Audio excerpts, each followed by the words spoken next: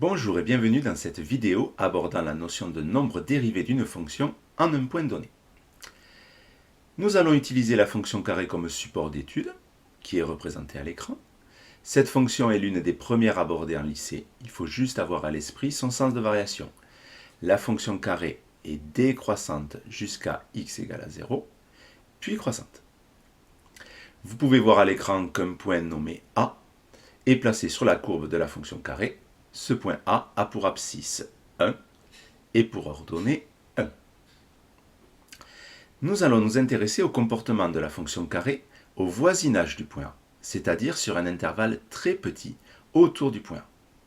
Pour cela, nous allons effectuer un zoom aux environs du point A.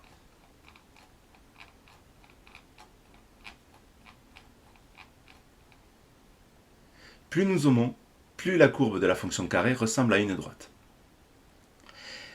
Cette constatation est vérifiée sur l'ensemble des fonctions que l'on peut étudier, à condition de remplir quelques conditions que je n'aborderai pas dans cette vidéo, puisque nous ne trouverons jamais à étudier des fonctions qui ne remplissent pas ces conditions lors de la préparation du baccalauréat professionnel.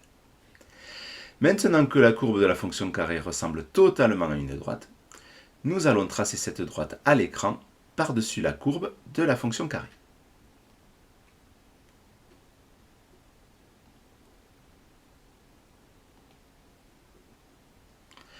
On peut constater que la courbe de la fonction carré et la droite sont parfaitement confondues.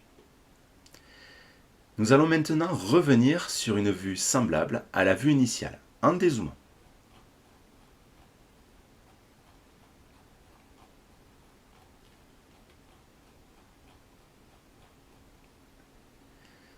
On constate rapidement que la courbe de la fonction carré et la droite restent confondues au voisinage du point A, mais commencent à se distinguer l'une de l'autre quand on s'éloigne du point A. Maintenant, on distingue bien la courbe de la fonction carré et la droite que nous avons tracée. Cette droite a un comportement assez particulier par rapport à la courbe de la fonction carré. Tout d'abord, la courbe et la droite ont un seul point d'intersection, qui est le point A.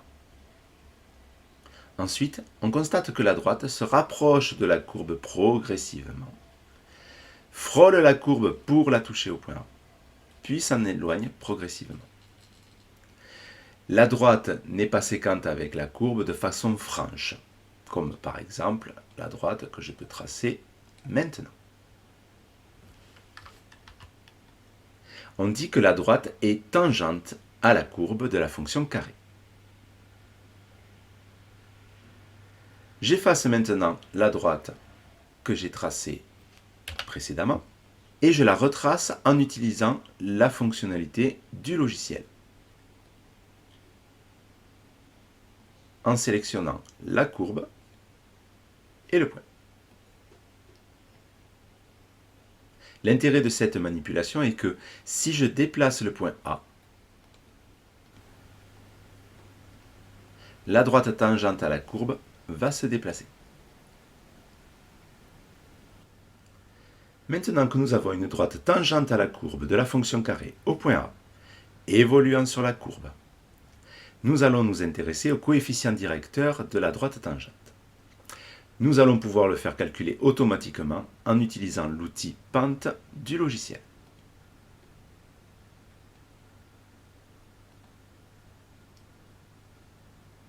Je rappelle que le coefficient directeur d'une droite correspond à la variation en ordonnée lors d'une variation de 1 en abscisse, comme le montre parfaitement le logiciel. Replaçons le point A de façon à ce que son abscisse soit égale à 1. On constate que le coefficient directeur de la droite tangente est égal à 2. En déplaçant le point A, on peut déterminer les coefficients directeurs des droites tangentes en différents points de la courbe de la fonction carré et remplir le tableau affiché.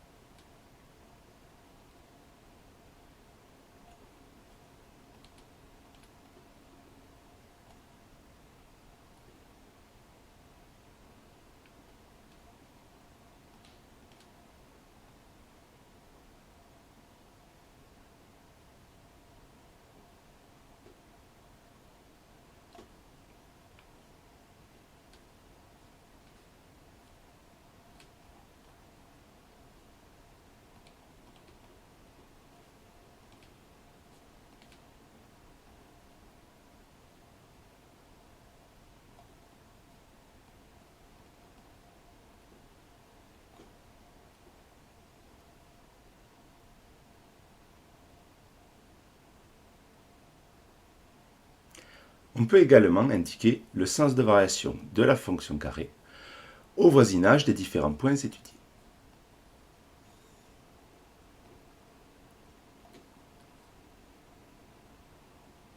On constate alors qu'il y a un lien entre le coefficient directeur de la droite tangente et le sens de variation de la fonction au voisinage des points étudiés.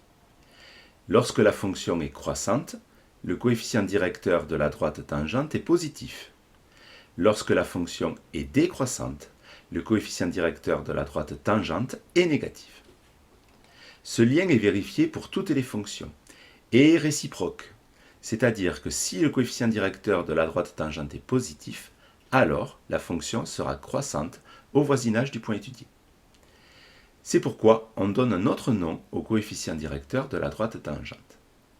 On dit que le coefficient directeur de la droite tangente à la courbe de la fonction f, au point d'abscisse xa, est appelé nombre dérivé de la fonction f au point d'abscisse xa, et il est noté f' de xa. On résume donc les observations réalisées ainsi. Si le nombre dérivé de la fonction f au point d'abscisse xa est positif, alors la fonction f est croissante au voisinage du point d'abscisse xa. De même, si le nombre dérivé de la fonction f au point d'abscisse xa est négatif, alors la fonction f est décroissante au voisinage du point d'abscisse xa. Mais la recherche du nombre dérivé d'une fonction en un point d'abscisse donné peut se faire et se fera systématiquement sans utiliser ce genre de logiciel. En effet, si on observe l'ensemble des nombres dérivés de la fonction carré que nous avons relevé, on constate qu'ils sont égaux au double de la valeur de l'abscisse correspondante. Ainsi, il est facile de prévoir que le nombre dérivé de la fonction carré au point d'abscisse x égale 5 sera égal à 5 fois 2, c'est-à-dire 10.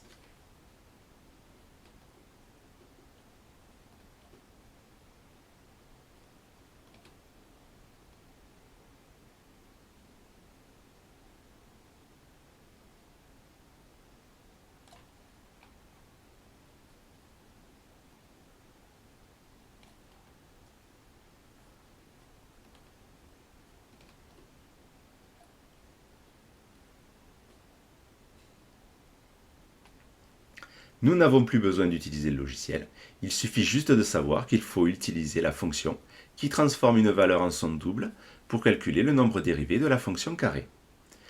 On dit alors que la fonction dérivée, c'est-à-dire le moyen de calculer le nombre dérivé, de la fonction carré est la fonction f' de x égale 2x. Chaque fonction a sa propre fonction dérivée que l'on peut trouver en utilisant la même technique ou en utilisant les règles de dérivation que nous allons aborder par la suite. À bientôt dans une prochaine vidéo.